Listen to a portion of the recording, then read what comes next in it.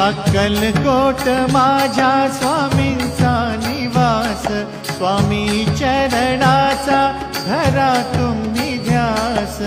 अक्कलकोट माझ्या स्वामींचा निवास, स्वामी चरणांचा धरा तुम्ही ध्यास. जारे जारे सारे स्वामी दर्शनाला, स्वामी पूजनाच्या सोहळ्याला, स्वामी पूजनाच्या